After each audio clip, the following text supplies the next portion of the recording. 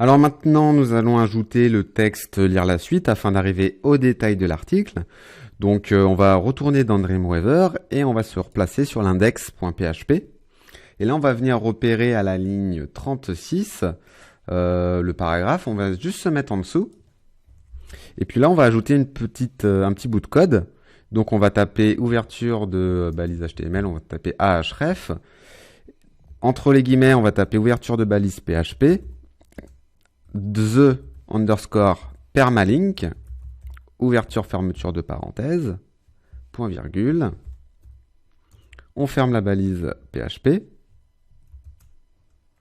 On ouvre une deuxième, on ferme la balise HTML aussi. On ouvre une balise PHP. Underscore E, entre parenthèses et guillemets, lire la suite. Et là, pour faire les 3 petits points, on va taper, c'est l'esperluette que ça s'appelle. Donc ça se trouve normalement sur la touche 1 de votre clavier. RARR, point virgule. On ferme, donc on n'oublie pas de fermer les guillemets et la parenthèse. On ferme avec un point virgule. Enfin, on ferme la balise PHP tout simplement et on n'oublie pas de fermer le A. Donc ça, en fait, c'est une fonction liée à WordPress pour pouvoir appliquer en fait ce petit bouton à vos articles. Donc après, vous pouvez mettre n'importe quoi. Hein. Si vous voulez pas mettre lire la suite, vous mettez autre chose. Donc là, on va enregistrer. On va retourner sur notre page et on va la rafraîchir. Donc voilà, on va jusqu'au détail de l'article. Et là, bon, pour l'instant, si nous cliquons sur lire la suite, nous voyons que le contenu passe derrière notre background, donc c'est normal. Donc là, on va retourner dans Dreamweaver et puis on va ouvrir la page content.php. Et là, on va venir placer nos balises de contenu blog, conteneur blog et main blog au début du code. Donc on va se replacer sur la page.php. On va venir sur l'index.php. On va venir sélectionner de la ligne 19 à la ligne 22 ce petit bout de code, on le copie, on retourne dans content.php et on vient à la ligne 10 coller tout ça. Donc on n'oublie pas de récupérer aussi sa sidebar dans notre index.php, donc qui se trouve tout en bas là, de la ligne 46 à 50. On la copie et on vient la coller tout en bas dans content.php. On enregistre. Là, on peut se replacer dans notre navigateur, rafraîchir. Et là, on voit que tout est nickel. Sauf que là, il va falloir venir charter certains éléments et les replacer où il faut. Donc là, vous voyez au niveau de la newsletter, le style a sauté de email, donc on a du mal à le placer. Donc on va retourner dans les CSS. Et là, on va venir rechercher dans... toc toc, on descend. Dans sidebar, vous voyez, on avait rajouté color FFF et font size 13. Donc ça, on peut... on va le garder juste pour... on va le garder. On va juste venir copier sidebar A. Voilà, on le colle juste au-dessus. Et on va changer le A par le P. Parce qu'en fait, le email est dans un paragraphe. Donc en fait, on va venir couper color FFF et font size 13 de l'ID sidebar. On le coupe en faisant CTRL X. Pardon.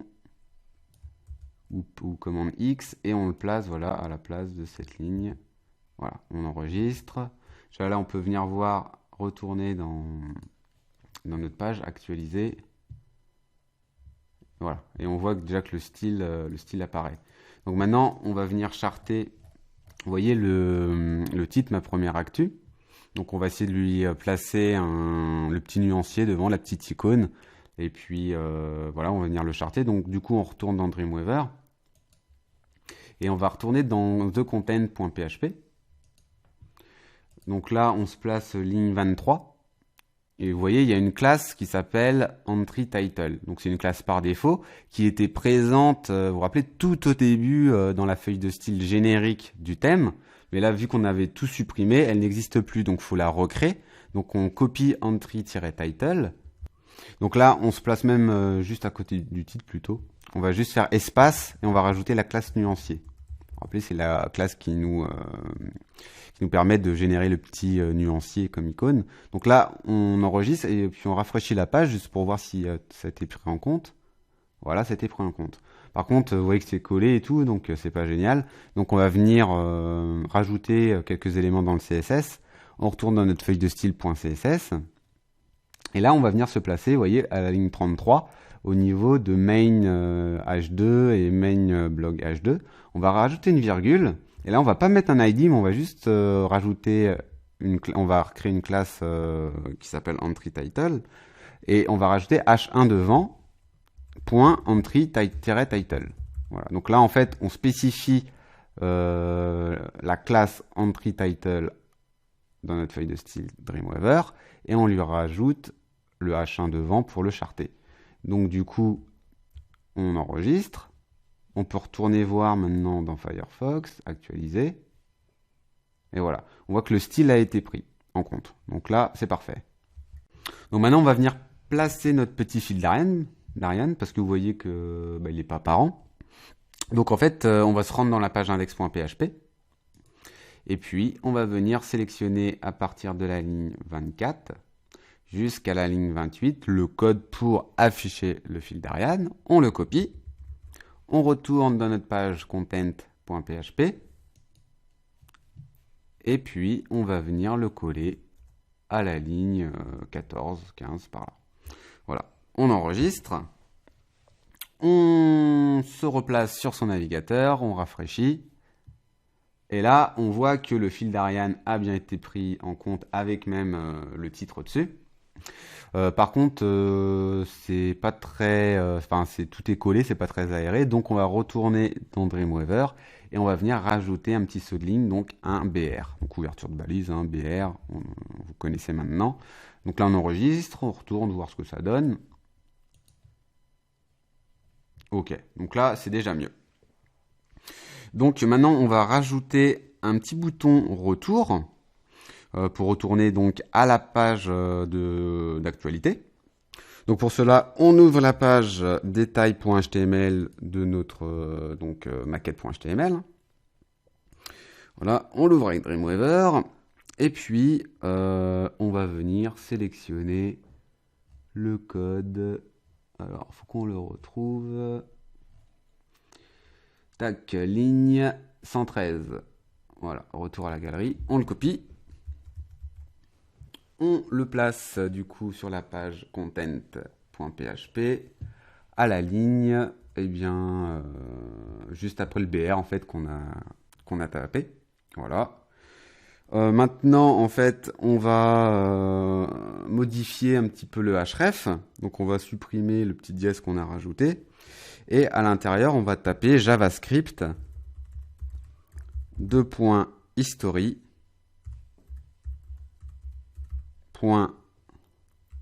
.back entre parenthèses, enfin ouverture, fermeture de parenthèses. Voilà. Et puis là, du coup, on va juste changer le retour à la galerie par retour aux actualités. Et on enregistre. On retourne sous Firefox, on actualise. Et là, on voit que le bouton apparaît bien. Donc, c'est parfait. Donc là, on peut venir cliquer dessus pour voir si ça marche. Ok, donc là, on retourne bien aux actualités. Donc, c'est parfait.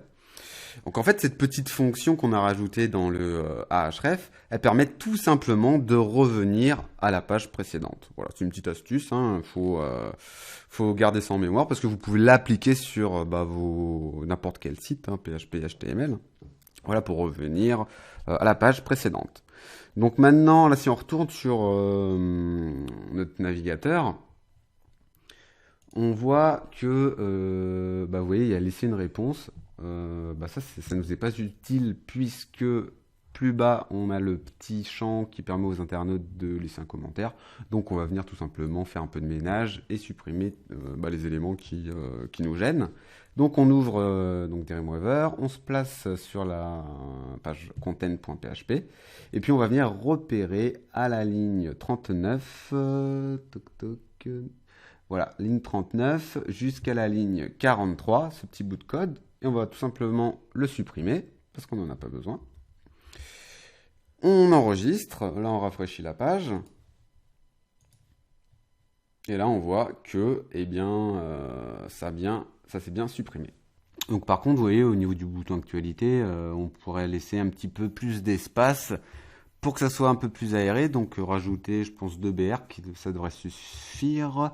Donc on va se replacer dans la page content.php et on va se placer ces lignes 33 juste après, vous voyez, le H1 titre. On rajoute 2 BR. Voilà, on enregistre, on retourne voir sur le navigateur, on rafraîchit. Voilà, c'est déjà un peu plus aéré. Parfait. Là, on descend un petit peu. Et vous voyez que cette phrase n'est pas très jolie. Cette entrée a été publiée dans Actualité. On va venir remplacer ça par cet article a été publié dans. Donc pour cela, on va venir ouvrir notre fonction.php. Et là, on va faire un petit contrôle ou un commande F pour venir rechercher cette phrase 12 underscore entry underscore meta. On recherche. Voilà, donc il nous l'a trouvé. Et là, on va venir se placer à la ligne 421. Et là, vous voyez que this entry was posted in. On va venir le sélectionner et on va venir tout simplement le remplacer par article posté dans la catégorie. On n'oublie pas de remplacer le on par le et le by par. Voilà. On enregistre. On ouvre, on se remet sur le navigateur, on actualise. Et voilà, on voit que l'article a bien été posté dans la catégorie Actualité le 28 par admin. Alors vous vous rappelez tout à l'heure, on avait ajouté les débuts de balises conteneur blog et main blog, mais on ne les avait pas fermés. Donc pour y remédier, on va venir tout simplement se rendre sur la page index.php et on va venir copier, vous voyez, la fin de balise, donc ligne 41 et jusqu'à 44, qui correspond à la fin main conteneur et à la fin main blog. On copie, on se replace, on ouvre même single.php dans notre dossier design et on va venir tout simplement les coller après le commentaire primary, ligne 31. Voilà, on enregistre. Car comme vous le savez maintenant, quand on ouvre une balise, il faut la fermer. Donc maintenant, donc là on a bien enregistré. Si on retourne dans notre navigateur, vous voyez que y a une petite phrase qui s'appelle navigation des articles, qui n'est pas du tout utile. Donc on va venir la supprimer. On se replace dans notre single.php. Et là vous voyez ligne 19. Jusqu'à ligne 23, on va pouvoir supprimer ce petit bout de code, car c'est ce bout de code qui fait apparaître cette phrase. Donc du coup, on enregistre, on se replace dans le navigateur, on actualise. Ok, donc ça c'est bon. Donc par contre, là vous voyez, le laisser un commentaire, il n'est pas très visible. Donc on va venir le charter. Donc tout simplement, on va venir se placer dans notre feuille de style. Et puis, on peut venir copier, par exemple, la ligne 33, la coller en dessous. Voilà, on va venir supprimer toutes les ID, les classes. Hein. Et en fait, si vous voulez, ce petit bout de phrase, laisser un commentaire, par défaut, il s'appelle, c'est un ID en fait que WordPress crée qui s'appelle Respond, R-E-S-P-O-N-D. Là, on va créer la classe du coup, donc l'ID plutôt. Donc on tape dièse respond H3 et puis on va venir tout simplement supprimer le padding left de 40. Voilà, on enregistre. Là, on peut retourner voir ce qui se passe dans le navigateur, actualiser. Voilà, donc déjà c'est beaucoup plus visible, ça me convient mieux. Donc là, si peut-être rajouter un BR, vous voyez, entre article posté et laisser un commentaire, tout est un peu trop collé, je trouve. Donc on se replace dans single.php Et ligne 19, 18, là, on va venir faire un saut de ligne, un petit BR, on enregistre, on retourne voir ce que ça donne. Voilà, c'est déjà plus aéré, c'est pas mal. Donc là, la prochaine étape, ça va être de se déconnecter de l'admin et pour voir comment un internaute lambda, donc qui n'est pas connecté au site, voit tous les champs pour laisser un message. Donc là, on peut se déconnecter de l'admin. On passe donc sa souris sur salutations. Soit on clique sur se déconnecter, ou tout simplement, vous voyez, en dessous de laisser un commentaire, on voit que c'est marqué se connecter en tant qu'admin, se déconnecter. Donc on peut aussi cliquer là si on veut. Voilà. Donc là, on est déconnecté. On descend et là, on voit que c'est un petit peu brouillon. Donc on va venir maintenant charter tout ça. Donc là, on va venir s'attaquer à une page qui se trouve par défaut à la racine du dossier WordPress. Donc c'est une page spécifique au formulaire, donc là aux commentaires. Donc ça se trouve donc à la racine du dossier, dans le dossier WP Include, et la page se nomme comment-template. Donc là on va venir, donc on l'ouvre, et là on va faire un commande ou un contrôle F pour venir faire une petite recherche, et on vient taper comment-form-author. Voilà. On clique sur suivant. Et là, vous voyez, donc tous ces bouts de code nous permettent en fait de faire l'appel de notre formulaire de contact. Et là, en gros, ce qu'on va faire, c'est qu'on va rajouter des BR avant chaque input. Donc là, on se place à la ligne 1525, on rajoute un BR, on n'oublie pas le petit slash, on copie. On vient le coller ligne 1527, juste avant donc l'email, l'input de l'email, et puis juste avant l'input de ligne 1529. Voilà. Là, on vient se placer juste aussi avant le texte ARIA, donc ligne 1535, pardon, et on fait aussi un petit coller donc du BR, on enregistre. Donc là, en fait, on fait juste des retours à la ligne. Vous voyez que si on retourne sur le navigateur, le fait d'avoir mis ces petits BR, tac, tout simplement, ça nous décale les champs juste en dessous, en fait, des appellations. Par contre, vous voyez que vous pouvez utiliser ces balises, c'est pas très esthétique, c'est pas très pro, je trouve. Donc, on va venir supprimer tout ça. Donc, en gros, là, on va venir supprimer un petit bout de code, donc on va faire une recherche, on va taper comment underscore note au pluriel underscore after, voilà, et donc on repère à la ligne 1575, on vient supprimer tout le petit bout de code PHP de cette ligne, on enregistre, on retourne sur le navigateur, on actualise, et là, c'est parfait. Donc, on peut peut-être faire un petit test pour voir si tout fonctionne bien. Donc, on va mettre teammate en nom, vous mettez ce que vous voulez. Adresse, allez, Damien. Il y est déjà, c'est parfait. Hop, site web, teammate.fr. Et commentaire, on va mettre salut. On envoie le comment, on laisse laisser un commentaire.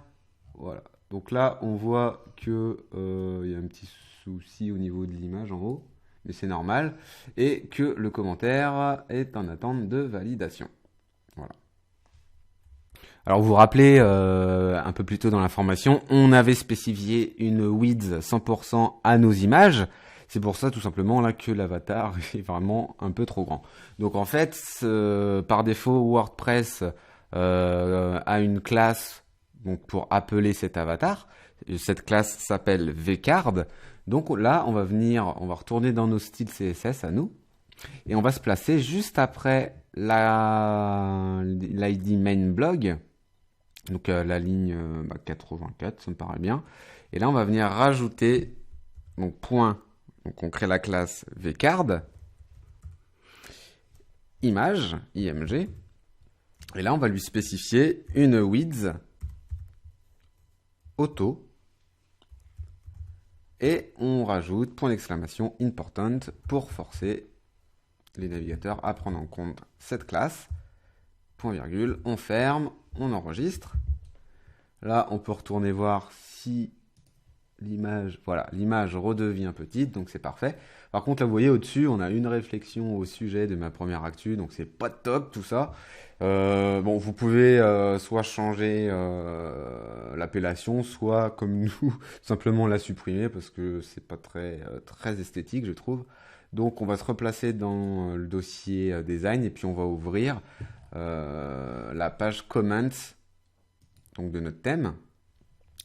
Et puis là, on va venir se placer à la ligne 29, vous voyez, jusqu'à la ligne 34. Donc si vous voulez changer la phrase, vous changez le one through on. Si vous voulez supprimer, comme moi, ben vous supprimez tout simplement de la ligne 34 à la ligne 29. Voilà, on enregistre. On retourne voir ce que ça donne. Et voilà. Donc là, c'est déjà un peu mieux. Donc là maintenant que notre page actualité est finie, on va pouvoir venir s'attaquer à la page newsletter. Vous voyez, il n'y a rien dedans. Donc en gros, on va retourner dans l'admin. Et vous vous rappelez, on avait installé à droite, là, à gauche, pardon, le petit module de newsletter. Donc on verra comment l'utiliser par la suite. Là, on va vraiment s'attaquer à l'intégration de la newsletter, du module de newsletter au sein de la page. Donc on va cliquer dans page et on va venir tout simplement modifier la page newsletter. Voilà, on passe à souris, on clique sur modifier. Là, on clique juste dans le champ, dans ce champ. Et vous voyez ici, il y a une petite icône. On clique dessus. Et là, on choisit juste la liste par défaut qui nous a que le module nous installe en fait par défaut. On clique sur insérer le commentaire, enfin je crois que c'est ça le commentaire, le formulaire pardon, et on clique sur mettre à jour. Voilà, tout simplement. On retourne dans notre page actualité, on l'actualise, pas actualité pardon, newsletter, et là voilà tout simplement on a notre petit formulaire qui s'affiche. On peut tester d'ajouter une adresse, damien@teammate.fr. Tac, je m'abonne. Oups, vous êtes déjà abonné, c'est normal. Mais bon, bref, on va remettre Tartampion ou n'importe quoi.